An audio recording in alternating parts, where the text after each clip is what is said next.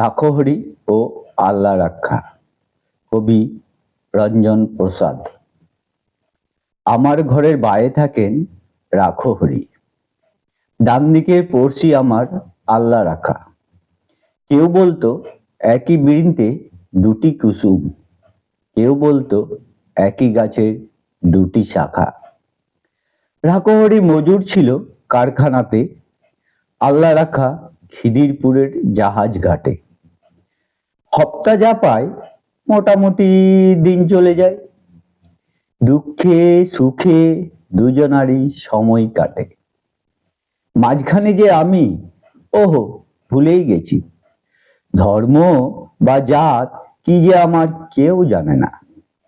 রাখহরি আল্লাহ রাখা ভেবেই মরে, আমার নিরে অবস্থাটা কেউ মানে না।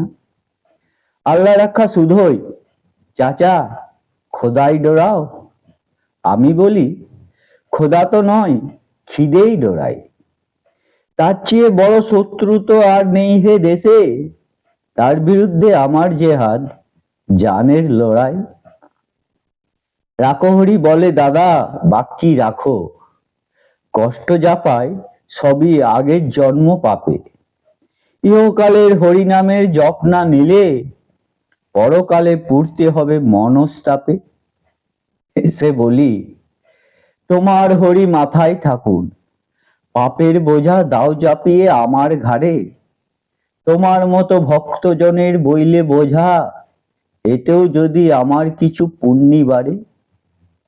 এভাবে দিন চলছিল বেশ, হঠাৎ সেদিন হিস হিসিয়ে সাপের মতো গুজব ছড়ায় পীর সাহেবের মাজারে এক মরা শুয়োর, মরা গরুর শিং পড়েছে বামুন পাড়ায়।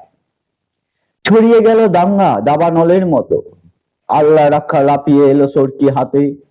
রাখহরির তেলে পাকা এক বাঁশের লাঠি ভাটার মতো ঘুরছে দু চোখ রাগের তাতে। দুহাত ধরে বোঝায় ওদের হচ্ছেটা কি, যাচিয়ে দেখো এসব খবর সত্যি কিনা। আল্লাহ রাখা বলল কাফের, হাট যা। মিলেচ্ছ, চেঁচাই রাখহরি, আর ছুবি না। রক্ত গঙ্গা বইল আমার চোখের আগে, জখম হয়ে জ্ঞান হারালাম পথের ধারে। ততক্ষণে ওরাও দুজন ভূতল সাই, পরস্পরের সরকি এবং লাঠির মারে। কার যে কত রক্ত সেদিন ভিজিল জমি, হিসেব তো নেই, দুটোই যে লাল। আর যা জানি রাখহরি কাতরে ছিল জলের তরে, আল্লাহ রাখা চাইছিল এক আজলা পানি। বহু বছর লাগলো আমার ঘা শুকাতে, দেহেরটা নয় মনের ঘাটায় আসল দাগা। ঘরে যে যায় এই ইচ্ছেটাও আর ছিল না, ফিরবো কোথায়, ঘর তো আমার আগুন লাগা। তবু সেদিন চাইলো কি মন গেলাম ফিরে। আকাশটা নীল, অলস দুপুর, ওই সে পাড়া, উঠছে ফড়িং, কোথাও গ্লানির চিহ্ন তো নেই, ইতস্তত ভাঙা বাড়ির দেওয়াল ছাড়া। আমবাগানটা তেমনি আছে, শীতল ছায়া, গাছের নিচে কুড়িয়ে রাখা আমের ঝুড়ি, টলটলে জল, তালপুকুরের পাড় ডিঙিয়ে কাদের দুটো দস্যি ছেলে ওরাই ঘড়ি। হঠাৎ যেন বাজের মতো চমক দিয়ে এক নিমেষে উধাও হলো মনের ধোকা। সুতো টানছে আল্লাহ রাখার ছেলে করিম, লাটাই গুটোই কানায় রাখহরির খোকা।